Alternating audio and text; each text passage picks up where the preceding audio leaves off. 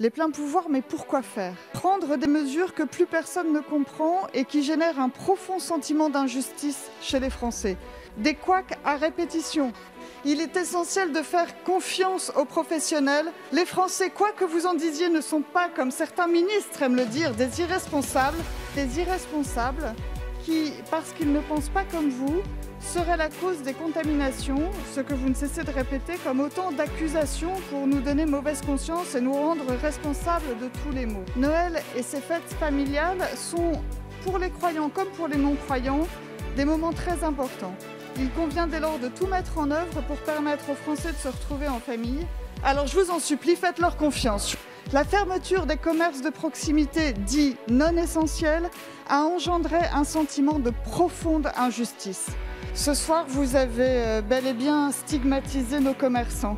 Aucun cluster n'a été identifié au sein de ces commerces et que les professionnels ont su, dès le mois de mai dernier, faire respecter des protocoles sanitaires très stricts. Et les annonces de fermeture la veille pour le lendemain deviennent ingérables pour eux. Vous préférez faire fermer les rayons de produits non essentiels des grandes surfaces, faisant un cadeau de Noël anticipé aux géants du e-commerce.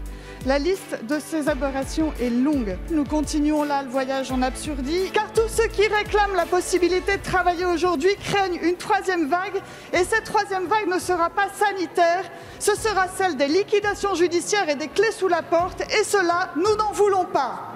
Le minimum du respect, c'est de finir votre dîner à l'heure, pour reprendre les débats à l'heure. Ce soir, on est en plein débat sur les commerces de proximité. Les commerces de proximité qui sont en train de mourir. Et on nous taxe, nous, députés de l'opposition, d'irresponsabilité. Ce soir, je prends à témoin les Français. Qui est irresponsable? Les députés de la majorité qui préfèrent dîner ou les députés de l'opposition qui sont à l'heure pour poursuivre les débats dans cet hémicycle?